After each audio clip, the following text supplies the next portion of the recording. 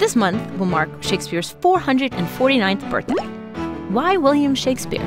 How, after all that time, is his image so alive today? There's all kinds of stories and speculation about Shakespeare. He would help with the butchering, of an animal carcass while making a speech. Absolutely ludicrous stories, We are Ph.D. comics. And we want to know why.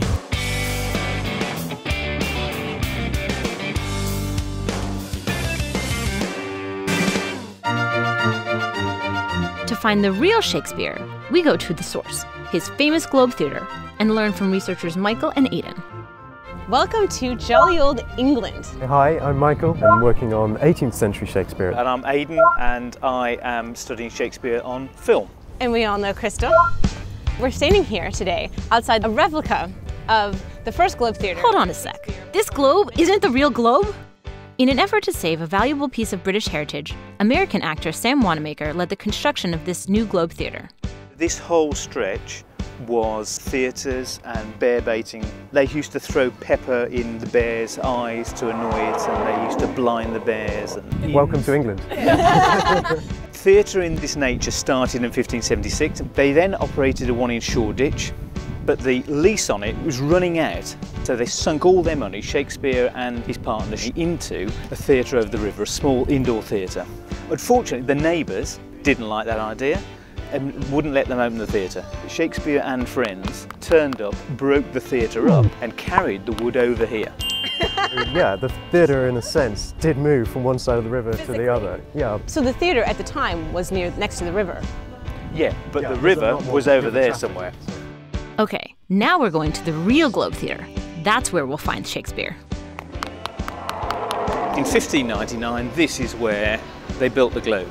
Some people come here and they think that globe's the original. The real. And then they get told, no, that's just a kind of, I don't know if you noticed, it's in quite good shape. It's in good condition, it's a reconstruction. But you have to do that little dash across in your imagination. And we know what happened to the original globe. Above the stage, they set off a cannon, the thatch caught fire, burnt the place down in about an hour. Wow. And that was that. So, the actual Globe is now a parking lot. How did the Rose Theatre across the street fare? This is typically British. We discover the remains of one of the oldest commercial theatres, and we put the health and safety executive on top of it. So somebody thought it would be a better idea to build this thing rather than have a reconstruction of the theatre hall.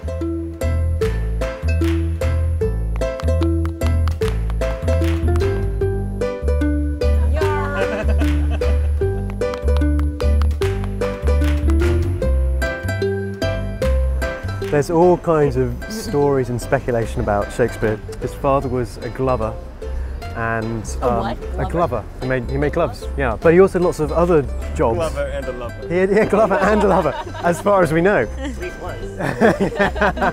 Twice he had a brother. That all suggest he did things like he would help with the butchering, of an animal carcass while making a speech. Absolutely ludicrous stories, Since we couldn't film in the reconstructed Globe, and the real Globe is a parking lot, we settled for the next best thing.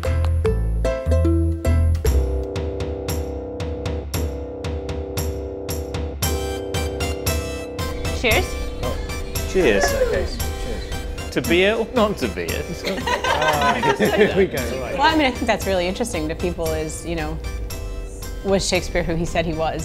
Why is there even a debate? Well, it's an absence of evidence.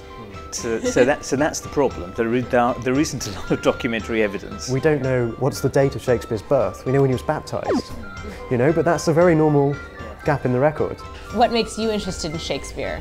The writer I'm actually meant to be looking at for my PhD is an early 18th century dramatist called Nicholas Rowe. In 1708, 1709, this new legislation comes in about copyright. It means that basically the bookseller wants to get out an edition of Shakespeare as quick as possible before the act comes into effect so that they can claim they own it. This firm, founded by a man called Jacob Tonson. This is one of the later great things he did, was to publish this as pioneering edition of Shakespeare, and his family went on publishing these huge Shakespeare editions for the next 60, 70 years. They take what was published as Mr. William Shakespeare's Comedies, Histories and Tragedies in 1623. They broke it down into lots of little volumes with illustrations, Nicholas Rowe writes an introduction, makes it all quite consistent, so divides the plays up into acts and scenes and makes all that kind of work according to the standards of his own day. So the acts and scenes and stuff, that implementation wasn't... It's inconsistent. There are some... A lot of the act divisions wouldn't necessarily have been in there. For the next 200-300 years, unless you're aware of it and you think you're reading Shakespeare and you're not, you're reading something that somebody else came up with. Imposed upon it. Yeah. Wow. So the Tonson family and their publishing sort of validated and aggrandized the Shakespeare works, the plays. All their work might have been long forgotten. You know, it kind of persists. One of the other things Nicholas Rowe does is he writes the first biography of Shakespeare, the first attempt at a kind of cradle-to-grave life. He picks out some great speeches. He said, I think all the world's a stage. He says, I think that's really quite good. You know, and at the time, The Merchant of Venice was being performed as a kind of farce, with Shylock as a buffoon. So it's being performed in a out-and-out anti-Semitic way. And Rowe says, I think it's a serious play. So that's where it really begins, and people start trying to find out more about him, where he came from, what he was like, what his education was like. Desperate to pick up any documents that haven't been picked up yet. But this is 150 years after he was there. They're too late, yeah. I think the important thing is, what does it say to an audience? I'm not sure it is necessary to know very much about the man, to be honest. I mean, if a writer does write about what he knows, then his characters are speaking his own words in a way. Or not. Or not. Because that is the heart of the debate. If you're talking about why we read the plays, why the plays are performed, then I hope it's not because of anything to do with the kind of author cult, which would be the worst possible reason. The lines are written in a way that people can come on while other people are going off. Even if the actors dressed and did the entire performance exactly the way it was done, it could not be received in the same way because we're not the same. And that's one of the essential problems with Shakespeare. You've got all this stuff. Folly in the land hath every petty river made so proud that they have overborne their continent. So Zeffirelli was really panned, right, for cutting Hamlet. Hamlet's 30,000 words, and you've got to get it down to about 10,000. So you've got to cut 2/3 of the play. So the question is not whether you cut it, it's what you cut.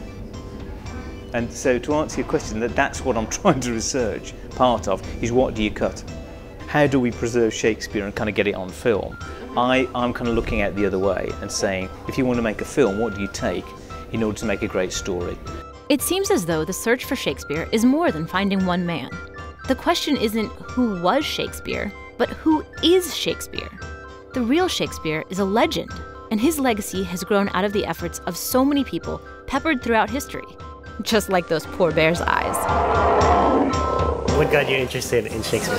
I think it's probably that sort of amazing, unique combination of poetry, the characters, the stories. You can just twist a phrase and get your attention, and it's magic.